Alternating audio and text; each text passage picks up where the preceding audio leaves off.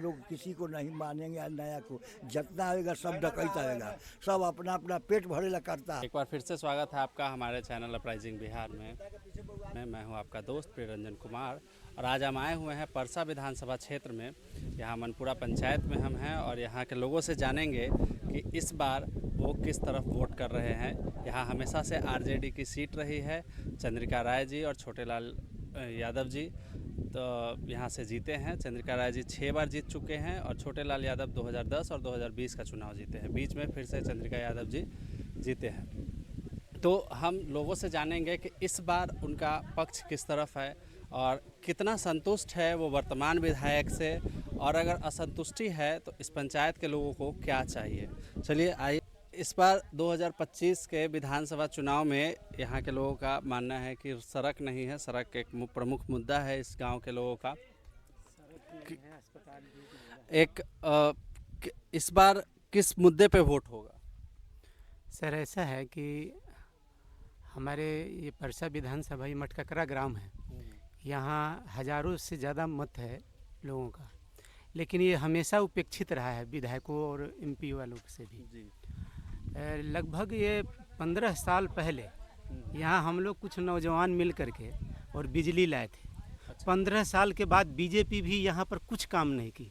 ना यहाँ एक अस्पताल है, जबकि हज़ारों से ज़्यादा वोटर है। तो यहाँ आरजेडी की जीत मैं बता रहा हूँ, तो आरजेडी भी यहाँ से काफ़ी दिनों तक जीत के गई। हमेशा से आरजेडी जब दरोगा राय थे तभी से ये गांव उनको वोट देते आए, लेकिन जब दरोगा राय चले गए उसके बाद में चंद्रिका बाबू आए, उनकी पत्नी भी आई थी, उनको भी लोग सहानुभूति दिया। लेकिन जिस तरह से हम नेताओं के साथ हम सहानुभूति व्यक्त किए, हम लोग सपोर्ट किए, उसके अनुकूल वहाँ से हम लोगों की अपेक्षा कुछ नहीं मिला, जिसके कारण अब जनता लोग असंतुष्ट हैं। देखिए रोड की हालत क्या है। यहाँ ना अस्पताल है, ना स्कूल, मिडिल स्कूल नहीं है। इतने जनसंख्या, छोटे छोटे बच्चे कितना 3 किलोमीटर 4 किलोमीटर बाहर जाके स्कूल में पढ़ते हैं। तो ये लोअर प्राइमरी स्कूल है, यहाँ मिडिल भी नहीं करवाया जा रहा है। हम लोग कई बार इसको एप्लीकेशन दिए, दरखास्त दिए, लेकिन इसका कोई सुनवाई नहीं है। जब इलेक्शन होता है तो नेता लोग आना शुरू करते हैं, लेकिन जनता की जो समस्या है उसको सुनने के लिए कोई मतलब तैयार नहीं होते कि उसके जैसे आप आए हैं उसी तरह से जनता से पूछने के लिए आज विधायक या एमपी या उम्मीदवार लोग आते कि भाई आप लोगों की क्या समस्या है, हम आपकी समस्या का समाधान करेंगे, तब हम लोग उनको वोट देते। लेकिन ऐसी बात नहीं है, बस इलेक्शन के दिन आएंगे, किसी को दारू पिलाएंगे, किसी को पैसे देंगे और वोट मुर्गा कटाएंगे और इस तरह से वोट ले करके और भारत का पूरे देश का विनाश करेंगे, गलत करेंगे। अच्छा, आरजेडी की सीट है यहाँ से, इस बार कौन कैंडिडेट है? कौन कैंडिडेट है आपके नज़र में? कौन कैंडिडेट बहुत सारे हैं, हम नाम नहीं लेंगे। हमारा प्राथमिकता हमारे गांव का जो विकास करेगा, हमारे गांव का जो सर्वांगीण विकास करने का जो प्राथमिकता लेगा, जो आगे आएगा, हम उसी को वोट देंगे। हमारी मुद्दा यही रही। अब ये जनता प्रशांत किशोर जी को कैसे देखते हैं? उनका भाषण सुने हैं आप? प्रशांत कुमार जी अच्छे हैं, अच्छे विचारधारा के हैं। मैं किसी नेता को अब गलत नहीं कहूँगा। हमारी समस्याएं का समाधान सबसे प्राथमिकता है। इस गांव की समस्या का समाधान जो निराकरण करेगा, ये गांव उसको सपोर्ट करेगा। इससे पहले भी डिमांड किए होंगे? पहले भी डिमांड किए थे। क्या भाई साहब, क्या है जो हमको विकास करेगा, हम उसको विकास के लिए सोचेंगे। बस यही प्राथमिकता है। विकास का मुद्दा है, सड़क चाहिए, गांव का स्कूल, मिडिल स्कूल होना चाहिए, ये डिमांड्स है। जो भी वर्तमान विधायक है उसको उनको इस बारे में एक बार सोचना चाहिए और लोगों को आश्वस्त करना चाहिए, जो भी कैंडिडेट है अगर चाहे यहाँ से वोट लेना तो। इस बार जो पार्टीज है, जनसुराज है, बीजेपी है, आरजेडी है, मतलब तीनों को कैसे देखते हैं आप लोग? सबसे पहले तो आपको चैनल को धन्यवाद देना चाहते हैं कि देखिए सबसे बड़ी बात ये है कि नेता तो सब वही है, लेकिन अभी जनसुराज जो हैं अभी नया चेहरा है, ठीक है, और उनका बातों विचार में हमको अच्छा लग रहा है। जो मुद्दा रख रहे हैं सही रख रहे हैं, पब्लिक को समझ में आ रहा है कि हाँ ये सत्य बोल रहे हैं। पहले जो भी नेता लोग आते थे मंच पे तो गाली गलौज करके परिभाषा को चेंज करते थे, एक दूसरे पे आरोप प्रत्यारोप करके निकल जाते थे, कोई मुद्दे की बात नहीं होती, कोई मुद्दे की बात नहीं करते थे। और प्रशांत किशोर जी हैं कि जो भी बात करते हैं मुद्दे की बात करते हैं, और उनके आने से बिहार में ये तो पहली बदलाव लाए हैं कि मुद्दा पर बातचीत होने लगी है। मुद्दा बदल गया है चुनाव में, चुनावी मुद्दा बदल गया, बिल्कुल। शिक्षा व्यवस्था और ये सब चीज़ों की बातें होने लगी। बातें होने लगी है, तो ऐसे ऐसे नौजवान को हम लोग को साथ देना जरूरी है और हम लोग चाहेंगे कि जन स्वराज को ही साथ दें। बिहार में 125 यूनिट बिजली मुफ्त हो गया है, इस पे क्या कहिएगा? ये चुनावी प्रलोभन है या आम लोगों के लिए रियायत है? ये चुनावी प्रलोभन है और आम लोग के रियायत भी है, लेकिन मूल जो मुद्दा है, बिहार में रोजगार चाहिए, शिक्षा व्यवस्था बेहतर होनी चाहिए, स्वास्थ्य बेहतर होनी चाहिए और ख़ास करके इस गांव में ये जो मुख्य सड़क है जो इस गांव को आपको टरवा मरपाल है जो ये सोनपुर दरिहारा रोड से जोड़ते हैं, ये जब से बना उसके बाद से इसकी कभी रिपेयरिंग नहीं हुआ, जबकि आसपास के जो भी गांव है उनका जो भी सड़क है उसका बार बार रिपेयरिंग हुआ है, लेकिन इसका रिपेयरिंग अभी तक नहीं हुआ।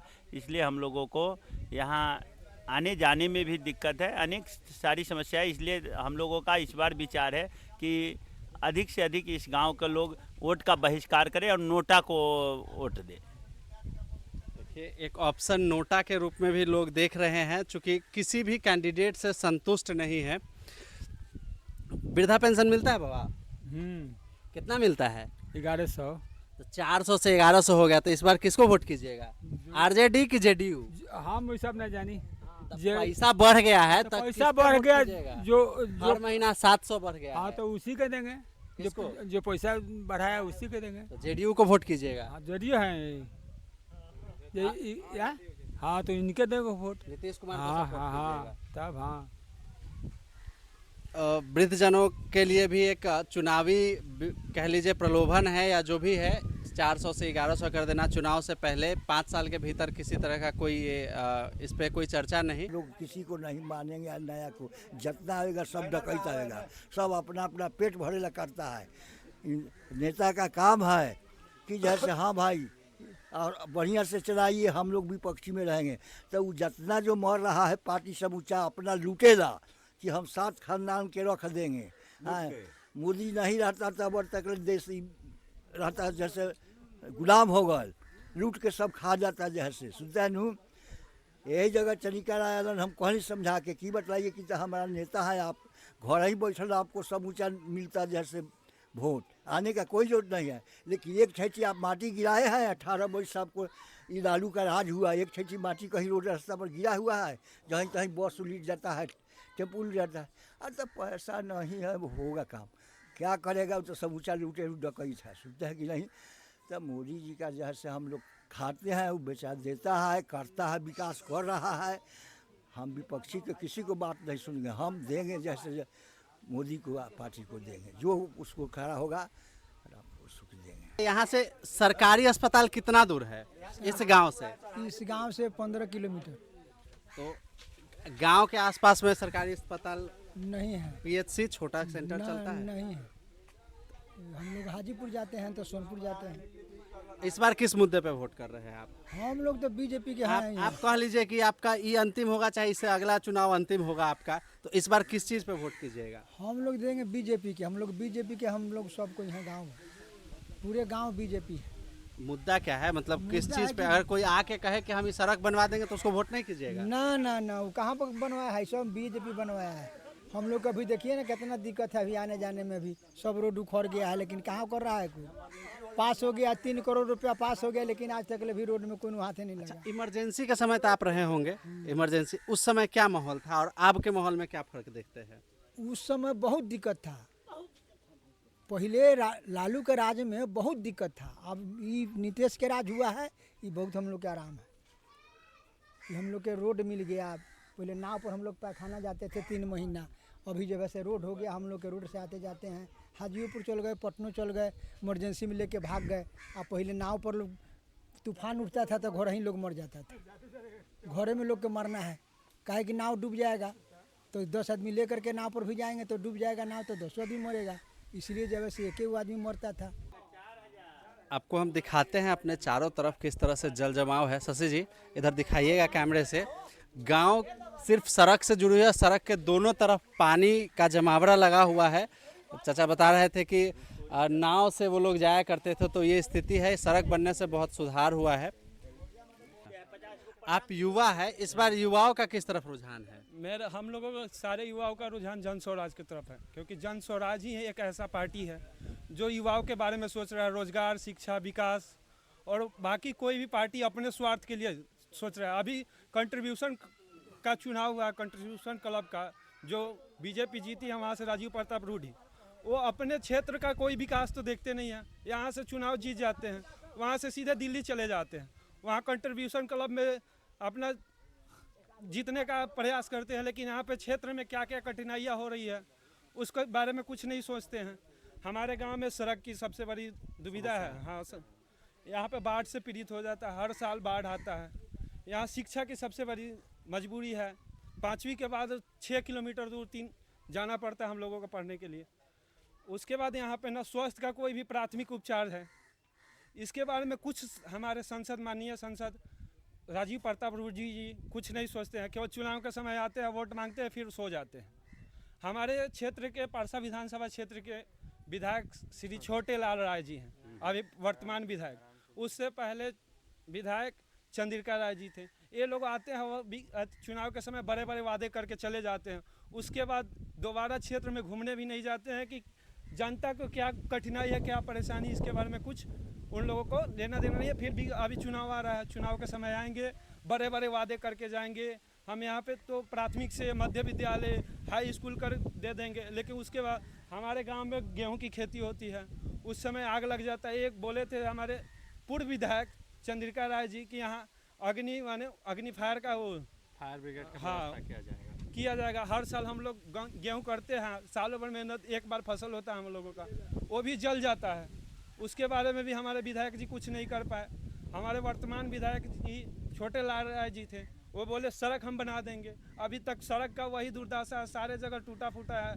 उसके बाद एक बार भी क्षेत्र में घूमने नहीं आते।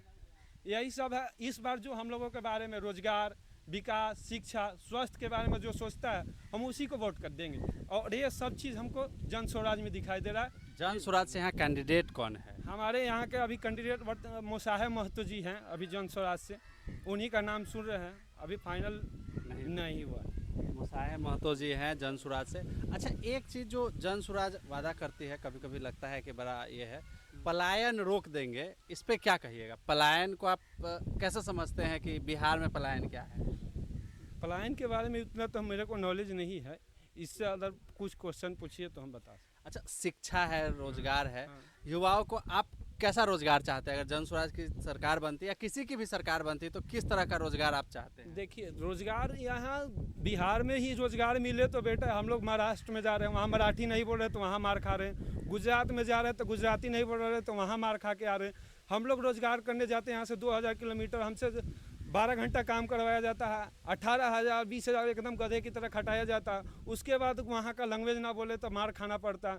वो सब चीज़ हम झेल चुके हैं।